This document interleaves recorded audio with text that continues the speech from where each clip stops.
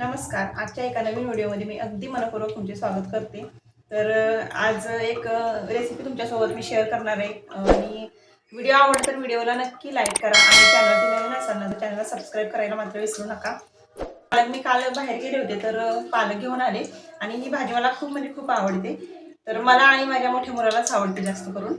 आणि हे काय नाही खात तर हे आत्ता फर्स्टला गेले त्यामुळे मला ही पालक करायची होती आणि रेसिपी पण म्हटलं तुमच्यासोबत शेअर करावी. तर एकदम साध्या सोप्या पद्धतीनं मी तुमच्यासोबत शेअर करणार आहे रेसिपी. व्हिडिओ आवडला तर नक्की लाईक करा, शेअर करा आणि चॅनल नवीन असाल तर सबस्क्राईब करायला विसरू नका. तर इथं पहिल्यांदा मी पालक ही धुवून घेणार आहे. अशीच पहिल्यांदा पालक धुवून घ्यायची आणि नंतर मग चिरून घ्यायची. 2-3 वेळा चांगली धुवून घ्यायची भाजी. आणि कारण काय होतं माती वगैरे असते भाजीमध्ये त्यामुळे धुवून चांगली 2-3 वेळा घ्यायची. तर नळालाच व्यवस्थित धुवून घ्यायची. तर मी तर व्हिडिओ बनवते त्यामुळे मी याच्यामध्ये धुवायला घेतली. तर 2-3 वेळा तर मी भाजी ही धुणार आहे, पालक धुणार आहे आणि त्याच्यानंतर मग चिरून घेणार आहे. 3 वेळा धुवून घेतली आणि चांगली स्वच्छ धुवून घ्यायची कारण याच्यामध्ये माती भरपूर होती आणि बारीक बारीक गवत सुद्धा होतं याच्यामध्ये. तर ते साफ करून व्यवस्थित घ्यायचं आणि त्याच्यानंतर मग चिरून घ्यायची. मी जास्त सुरीने काय कट वगैरे असं काही करत नाही भाजीपाला किंवा म्हणा किचनमध्ये काहीच असं जास्त मला जमतच नाही. मी विळीने कट करते खरं. तर भाजी इथं ना एकदम बारीक कट करून घ्यायची आणि बारीक कट करायची म्हणजे जास्त मोठी का आपण कट केली तरी काय होतं जरी शिजली ना भाजी तरी अशी मग लांब लांब तशीच राहती आणि बारीक एकदम म्हणजे अशी कट केली ना तर मग ती एकदम बारीक होती. जरी आपण फेटताना कशी पूर्ण फेटली जात नाही भाजी तसं म्हटलं तर म्हणजे थोडीफार अशी मोठी थोडीफार अशी राहती. तर त्यामुळे जेणे म्हणजे आपण रवीनं फेटतो भाजी किंवा तांब्यानं कोण तशी बघा मग बारीक जर अशी केली तर बरं पडतं. तर गरगट्ट छान आम्ही तर गरगट्टच म्हणतोय. चिरून घ्यायची जेणेकरून शिजायला आणि नंतर फेटायला बरी पडती. तर मी शक्यतो फेटत नाही भाजी, मिक्सरला फिरवून घेते. कारण काय होतं मिक्सरला फिरवली की जरा बऱ्यापैकी बारीक होती आणि घट्ट भाजी होती एकदम. तर मला तशीच आवडती त्यामुळे मी मिक्सरलाच फिरवते शक्यतो. तर ही मी जास्तीत जास्त बारीक करून घेतली फक्त होईल एवढी.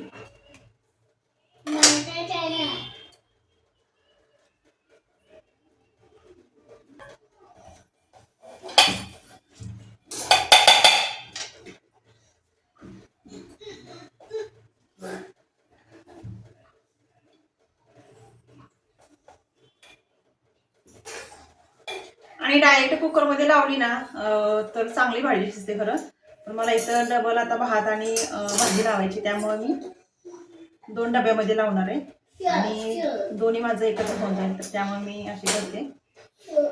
तर कुकरमध्ये चांगली भाजी शिजते बरं.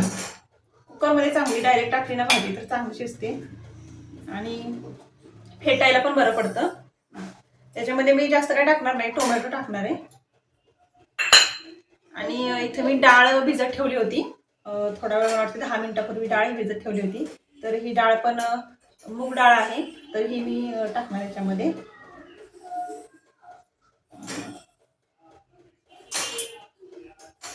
शेंगदाणे आहेत थोडे तर थोडेच टाकणार आहे मी आणि थोडंसं हिंग टाकणार आहे.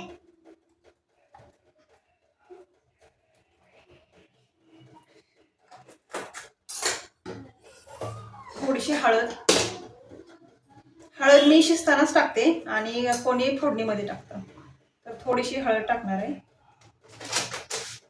आणि मीठ तर नंतर. पाणी भाजीच्या थोडं वरती येईल एवढं टाकायचं पाणी.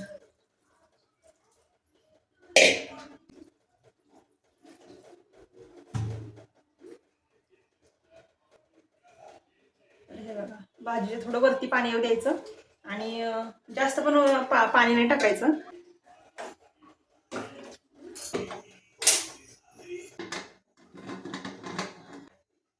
इथं पालक शिजेपर्यंत लसूण आणि मिरची मी थोडी ठेचून घेणार आहे. तर त्याचा ठेचा फक्त टाकणार आहे, चटणी वगैरे काही सुद्धा टाकणार नाही याच्यामध्ये मी. आणि मिक्सरला वाटायचं असेल तर मिक्सरला सुद्धा वाटून घेऊ शकता. पण म्हणजे जास्त अद्रक वगैरे त्याच्यामध्ये काही नाही टाकायचं. लसूण आणि मिरची आणि थोडीशी कोथिंबीर टाकणार आहे. जर कुणाला कोथिंबीर टाकायची असेल तर टाकू शकता किंवा मला बिलकुल पालक आवडायची नाही.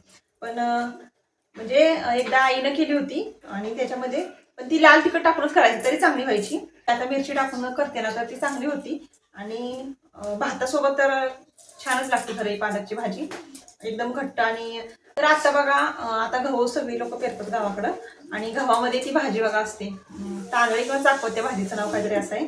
तर मी विसरले त्या भाजीचं पण नाव. तर ती भाजी सुद्धा आहे ना एवढी छान लागते ना, ती विचारायला नको, अशीच होती घट्ट एकदम अशी, आणि शिजवून अशीच करायची असते खरं ती भाजी.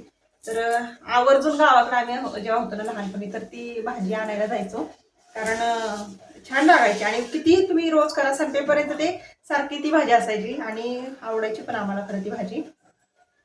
तर गावाकडचं भाजीपाला खाणं.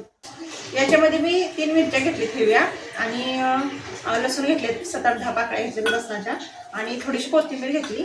तर हे व्यवस्थित वाटून घ्यायचं. तर हे थोडंसं कुटून घेऊयात, आणि मिक्सरला फिरवायचं असेल तरी तुम्ही फिरवू शकता मिक्सरला, असं काही नाही.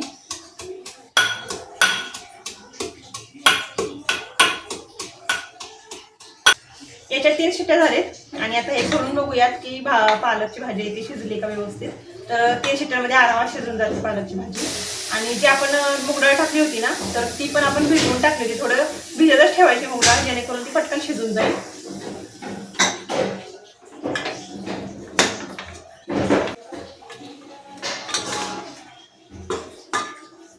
तर भाजी बघा चांगली शिजली, आणि ही आता आपण गाळून घ्यायची.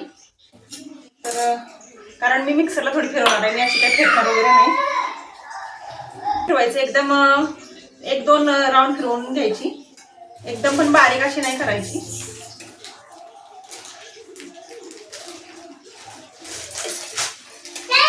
थोडी मोठीच ठेवायची.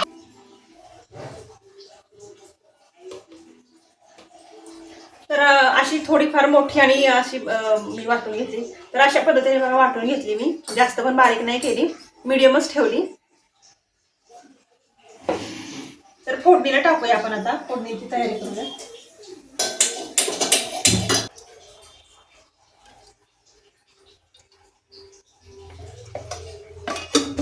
इथं मी 1-1.5 पळी तेल घेतलं, आणि त्याच्यानंतर फक्त जिरे टाकायचे, बाकी काही नाही टाकायचं त्याच्यामध्ये.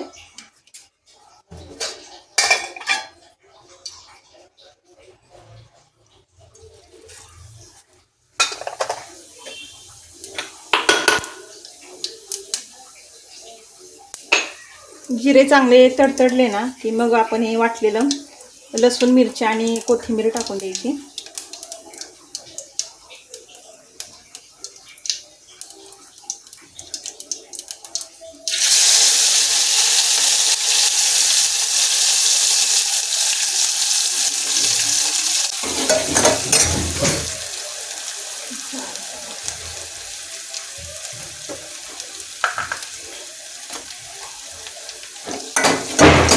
हे चांगलं भाजवलं ना जरा, हे चांगलं भाजून घ्यायचं, आणि त्याच्यानंतर मग भाजी टाकून द्यायची.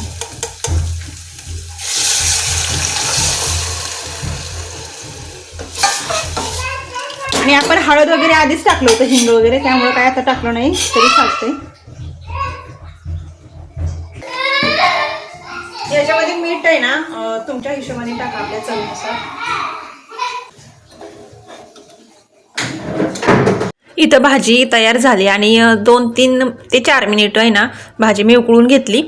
आणि आधी थोडं पाणी टाकल्यामुळं मग काही ते जास्त उकळावी नाही लागली, नाहीतर पातळ झाली ना जरा की मग थोडी कडवून घ्यायची, जेणेकरून घट्ट होईल. आणि मग इथं मी भात घेतला, आणि त्याच्यामध्ये भाजी मस्त एवढी लागते ना खायला, छान झाली होती भाजी, खरंच छान झाली होती. तुम्ही एकदा नक्की ट्राय करून बघा, ही अशी पद्धतीनं भाजी करून. आपण आपल्या पद्धतीनं करतच असतो, पण थोडंसं वेगळं करून बघावं. कारण मी आधी नॉर्मल आपलं चटणी टाकूनच करायचे, तर घाटी मसाला टाकून बनवायची भाजी, तर एवढी नाही मला आवडली. पण अशा पद्धतीनं केली ना तर खरंच खूप छान झाली होती. तर धन्यवाद. मी इथेच माझा आजचा व्हिडिओ थांबवते, आणि कसा वाटला माझा आजचा व्हिडिओ तर मला कॉमेंटमध्ये नक्की सांगा. आणि व्हिडिओ आवडला तर व्हिडिओला लाईक करा, चॅनलमध्ये नवीन असाल तर चॅनलला सबस्क्राईब करा, आणि जास्तीत जास्त शेअर करा. आणि रेसिपी कशी वाटली ती तुम्ही मला एकदा करून नक्की कॉमेंटमध्ये सांगा.